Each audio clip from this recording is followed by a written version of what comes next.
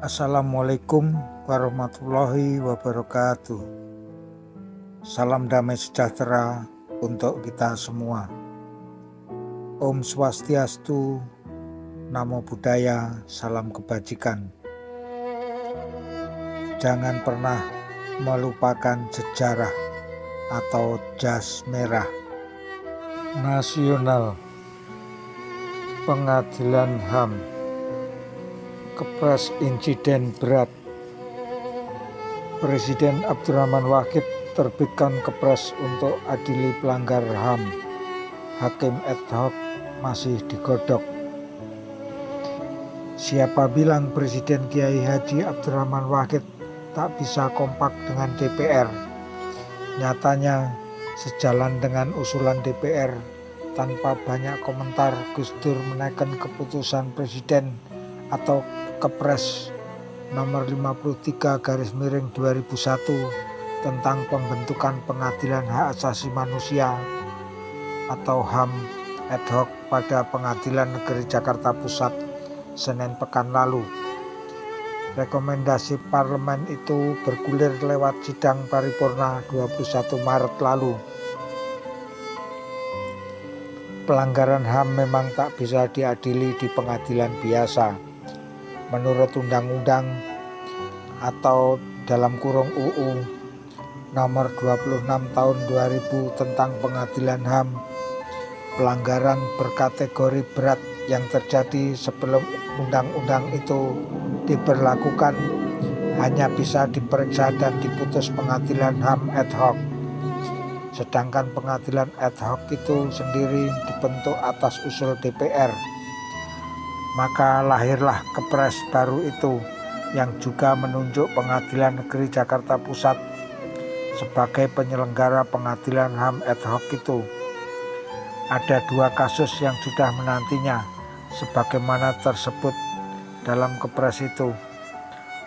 Perkara pelanggaran HAM pasca jajak pendapat Timor Timur 1999 dan insiden berdarah Tanjung Priok 1984 akan menjadi urusan perdana pengadilan ad hoc ini. Dengan begitu, tragedi Tanjung Priok yang sudah terpendam hampir 15 tahun akan dibawa ke meja hijau.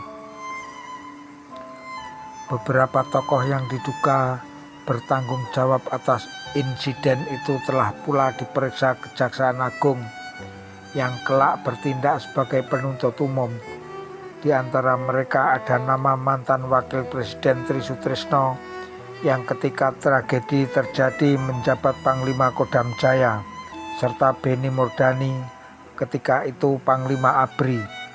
Namun belum selesai Kejaksaan Agung menyidiknya, muncullah islah alias perdamaian di Masjid Sunda Kelapa, Jakarta Pusat 7 Maret lalu. Dalam acara itu, beberapa korban dan keluarga korban Tanjung Priok berikrar tidak akan menuntut mantan pejabat TNI yang bertugas pada waktu itu. Hingga saat ini belum ada kepastian siapa yang bakal menjadi tersangka pada peristiwa Tanjung Priok. Yang sudah siap berkasnya justru perkara pelanggaran HAM Timor Timur pasca jajak pendapat. Mulyo Harjo, Kepala Pusat Penerangan Hukum Kejaksaan Agung, mengatakan bahwa ada 18 tersangka yang berkas perkaranya sudah siap dilimpahkan ke pengadilan ad hoc. Sebenarnya ada 22 tersangka, tapi kata Mulyo Harjo cuma 18 orang yang bisa diproses.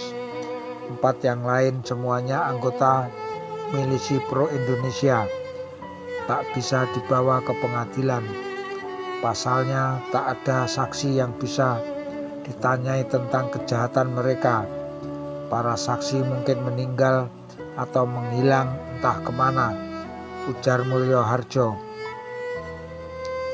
Di antara 18 tersangka itu ada nama Mayor Jenderal Adam Damiri, mantan Panglima Kodam 4 Udayana, Letnan Kolonel Yayat Sudrajat, mantan Komandan Satgas Intel Tribuana, Kolonel M. Nur Muiz, bekas Komandan Korem 164 Wiradharma Dili, serta mantan Gubernur Timor Timur Abilio Jose Osorio Soares.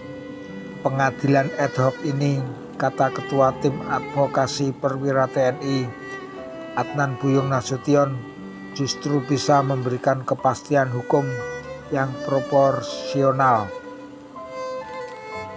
Letak kesalahan kan dibuktikan lewat mekanisme due process of law yang menjamin fair trial, bukan hanya atas dasar sangkaan yang belum teruji kebenaran materialnya, ujar advokat senior itu.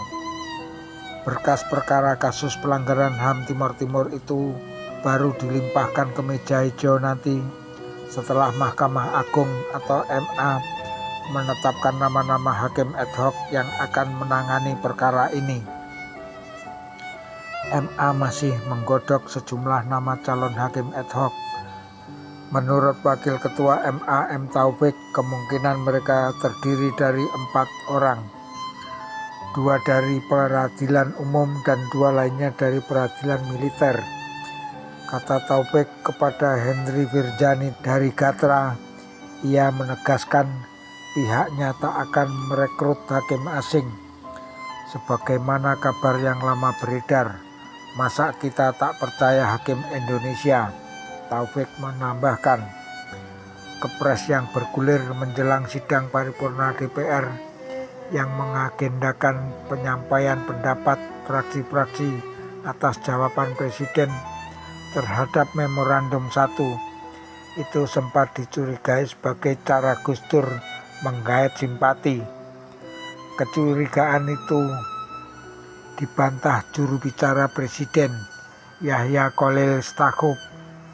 Kalau begitu cara menilainya, nanti semua langkah positif pemerintah dianggap cari simpati semua, kata Yahya. Hedi Lugito, Asrori S. Karni, dan Rahmat Haryadi. Gatra 5 Mei 2001, halaman 38.